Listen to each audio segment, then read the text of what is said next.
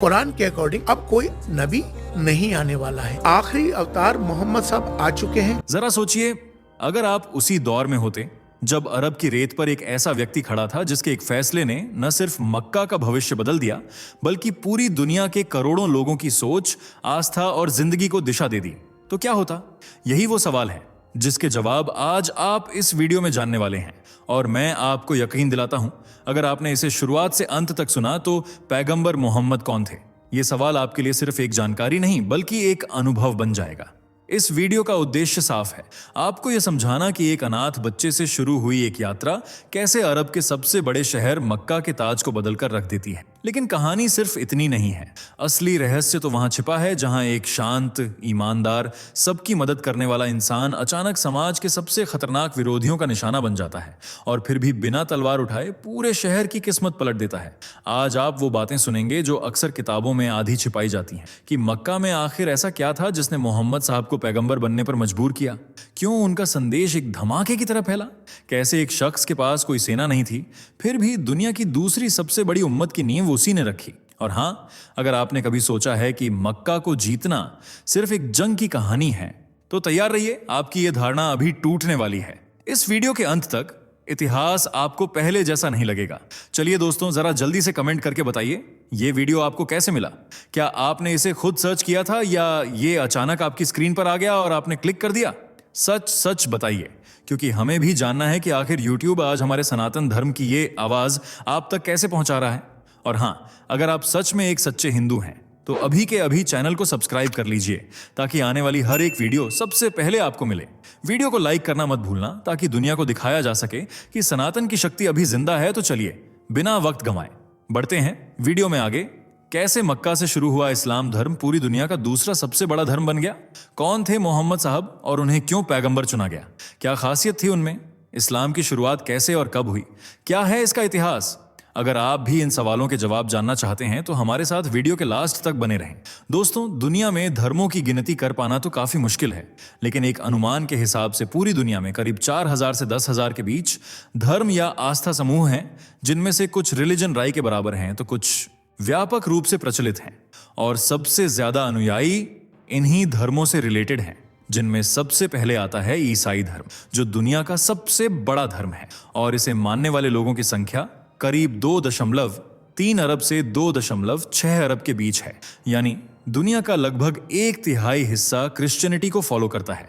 जबकि दूसरे नंबर पर है इस्लाम, जिसके फॉलोअर्स आपको आज भारत से लेकर लगभग हर देश में देखने को मिल जाएंगे, जो 2.2 अरब जितनी आबादी के साथ इस्लाम को दुनिया का दूसरा सबसे बड़ा धर्म बनाते हैं। और 57 ऐसे मुस्लिम देश हैं जहां मुसलमानों का ही राजपाट चलता है।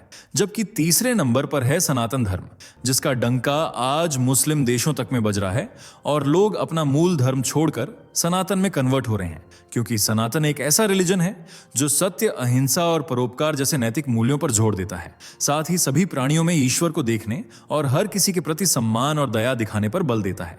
इसी वजह से सनातन धर्म को मानने वाले लोगों की तादाद भी बढ़ रही है। आज पूरी दुनिया में करीब 1-2 अरब लोग हैं जो हिंदू होने पर गर्व करते हैं। इसके अलावा जैन, बौद्ध, पारसी, यहूदी जैसे अनेक रिलीजन हैं।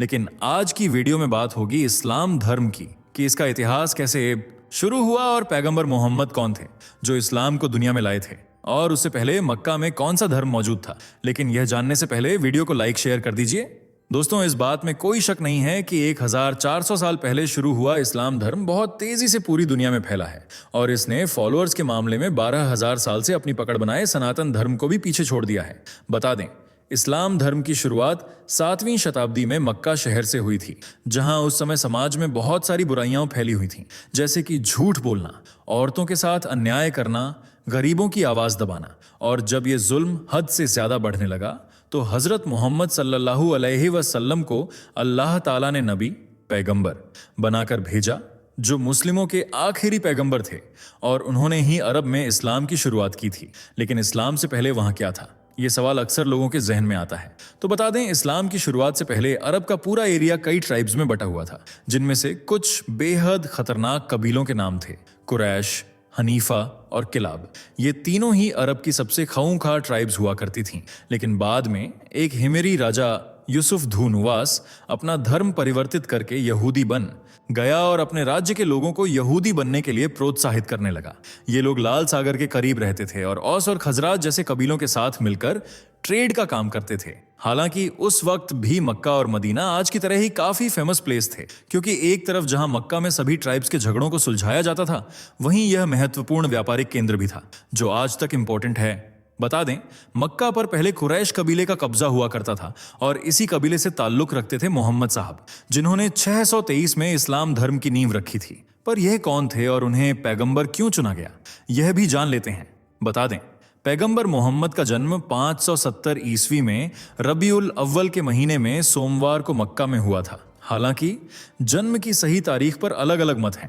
उनके पिता का नाम अब्दुल्लाह था, जिनकी शादी अमीना बिन्त वहाब से हुई थी, जो मक्का में कुरैश जनजाति की एक कुलीन महिला थी। शादी के कुछ दिनों बाद दोनों एक व्यापारी काफिले के साथ यात्रा कर रहे थे, लेकिन रास्ते में अब्दुल्ला बीमार पड़ गए, जिस वजह से सभी मदीना में रुक गए और वहां उनकी मृत्यु हो गई।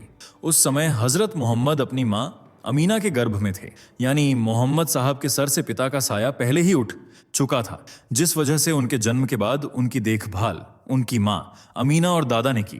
मोहम्मद साहब अपने दादा अब्दुल मुत्तलिब के बेहद करीब थे और उन्होंने ही अपने पोते का नाम मोहम्मद रखा था। बता दें, यह वही अब्दुल मुत्तलिब थे जिन्होंने खोए हुए आबे झमझम को ढूंढा था। दरअसल इससे पहले हजरत इब्राहिम अलैहिस्सलाम अल्लाह का हुक्म पाकर अपने बेटे इस्माइल और बीबी हजरत हाजरा को एक ऐसे वीराने में छोड़कर चले गए थे जहां पानी का एक कतरा भी नहीं था। लेकिन जब इस्माइल प्यास के मारे जमीन में अपनी एड़ियां रगड़ रहे थे, तब अल्लाह ने पानी का चश्मा जारी किया, जिसका नाम झमझम पड़ा और बाद में यह कुएं की शक्ल इख्तियार कर गया। लेकिन एक वजह के चलते वह कुआं बंद हो गया। दरअसल इस्माइल अलैहिस्सलाम के द्वार में एक कबीला जिसका नाम जुरहुम हुआ करता था, इस्माइल से आकर मिला और यहीं आकर बस गया। और फिर 130 साल की उम्र में जब हजरत इस्माइल का इंतकाल हो गया तो उनके बेटे खाना काबा के जिम्मेदार बन गए। लेकिन कुछ अरसे बाद कबीला जुरहुम और इस्माइल के बेटों में लड़ाई होने लगी, जिसका कबीला जीत गया और उन्हीं की हुकूमत कायम हो गई, जिनके जुल्म सितम वक्त के साथ बढ़ते चले गए। तब अरब के तमाम कबीले उनके मुकाबले खड़े हुए और मजबूरन जुरहुम को मक्का छोड़कर भागना पड़ा। लेकिन जब वे यहां से जाने लगे तो खाना काबा की चीजों को जमझम के कुएं में दफन कर गए और कुएं को इस तरह से बंद करके जमीन के बराबर कर दिया कि जमझम का निशान भी बाकी नहीं रहा।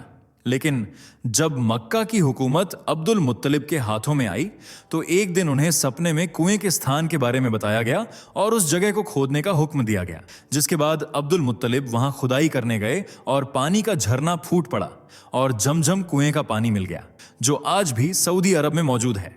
वहीं बात करें मोहम्मद साहब की, तो उनके जन्म के करीब 2 साल तक उनका पालन पोषण हलीमा अल सादिया नाम की एक महिला ने किया, जिन्होंने मोहम्मद साहब को अपने बेटे की तरह प्यार दिया और उसके बाद उन्हें उनकी मां अमीना को वापस सौंप दिया। लेकिन जब मोहम्मद साहब 6 साल के हुए तब उनकी मां का भी इंतकाल हो गया, जिस वजह से उनकी पूरी जिम्मेदारी दादा के कंधों पर आ गई। लेकिन 2 साल बाद वे भी इस दुनिया को छोड़कर चले गए। इस तरह मोहम्मद साहब का बचपन अकेले और तन्हाई में गुजरा, लेकिन उनके चाचा अब्बू तालिब ने उनका साथ कभी नहीं छोड़ा। मोहम्मद साहब बचपन से ही काफी मेहनती थे, इसलिए उन्होंने छोटी उम्र में ही अपने चाचा का कारोबार संभाल लिया था। वे जब 12 साल के हुए तो अब्बू तालिब के साथ व्यापार की बारीकियां सीखने के लिए सीरिया जाने लगे, जहां एक दिन उनकी मुलाकात ईसाई धर्म से ताल्लुक रखने वाले एक विद्वान से हुई, जिन्होंने मोहम्मद साहब को देखने के बाद यह भविष्यवाणी की कि उनका नाम आगे चलकर पूरी दुनिया में पहचाना जाएगा। उस दौर में अरब में काफी बुराइयां फैली हुई थीं, जैसा कि हम आपको ऊपर भी बता चुके हैं। लोग एक दूसरे के साथ बेईमानी करने से जरा भी नहीं कतराते थे, जबकि मोहम्मद साहब उस जमाने में बेहद ही शांत और ईमानदार स्वभाव के व्यक्ति थे, जिनकी ईमानदारी देखकर लोग अक्सर हैरान रह जाते थे। उनके नेक दिल नेचर की वजह से उन्हें अल सादिक और अल अमीन कहा जाने लगा। वे वक्त के साथ मक्का में इतने ज्यादा फेमस हो गए कि खदीजा नाम की महिला ने उन्हें शादी का पैगाम भेज दिया, जो पहले से शादीशुदा थीं, लेकिन उनके पति इस दुनिया में नहीं थे और उनकी उम्र करीब 40 साल थी, जबकि मोहम्मद साहब अभी 25 साल के थे।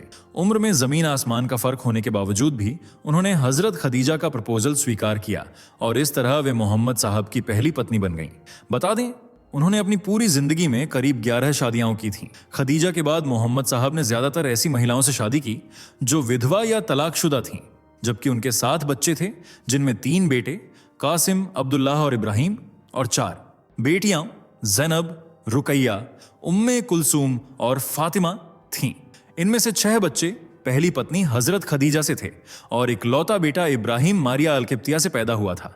लेकिन उनके 3 बेटों कासिम, अब्दुल्लाह और इब्राहिम का निधन उनके जीवन काल में ही हो गया था। जी हां, इब्राहिम की मृत्यु तब हुई जब वे लगभग 1 साल के थे, जबकि बाकी दोनों बेटे पैगंबर मोहम्मद के निधन से पहले ही गुजर गए थे।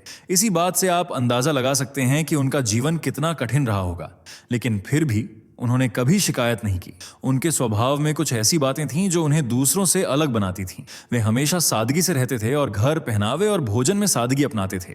उन्होंने सभी से प्रेम और करुणा का व्यवहार करने का आदेश दिया, जिसमें अनाथ बच्चों के साथ प्यार से पेश आना शामिल था। यही नहीं, उन्होंने हमेशा न्याय की बात करने, सच का साथ देने और अन्याय तथा झूठ का विरोध करने की शिक्षा दी।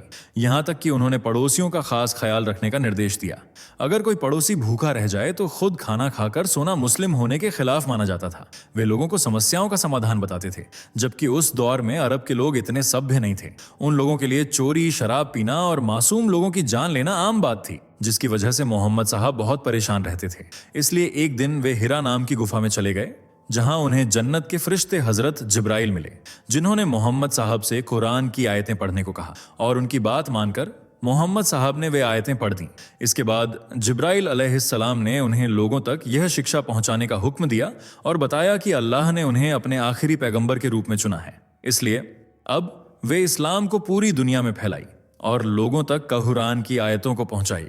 बता दें, उस वक्त मोहम्मद साहब की उम्र 40 साल थी, जो खुद को आखिरी नबी चुने जाने पर काफी परेशान थे।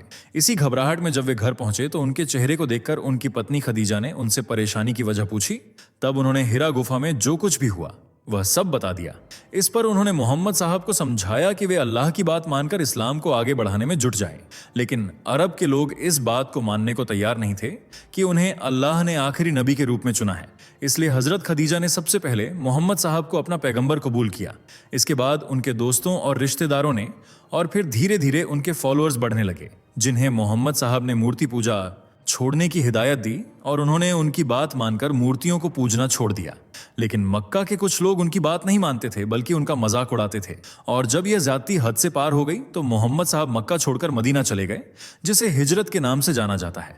और यहीं से इस्लामिक कैलेंडर हिजरी की भी शुरुआत हुई। जब मदीना के लोग उन पर भरोसा करने लगे तो फिर वे वापस मक्का में आए और अपने ही चचाजाद भाइयों से उन्होंने जंग की, जिसमें जीत मोहम्मद साहब की हुई और उन्होंने सभी मूर्तियों को तुड़वाकर मक्का में इस्लाम धर्म को स्थापित कर दिया, जिसे धीरे धीरे लोग अपनाने लगे। इस तरह 632 ईस्वी तक, यानी जब मोहम्मद साहब का देहांत हुआ, तब तक इस्लाम पूरे अरब में फैल चुका था, जिसे मानने वाले आज पूरी दुनिया में मौजूद हैं। तो दोस्तों, आपको ये वीडियो कैसी लगी? अपनी राय कमेंट में बताइए। वीडियो को लाइक, शेयर करके हमारे चैनल को सब्सक्राइब कर लें। दोस्तों, आपको स्क्रीन पर 2 और वीडियोस दिखाई दे रही हैं, जिसे देखने के लिए स्क्रीन पर क्लिक करें।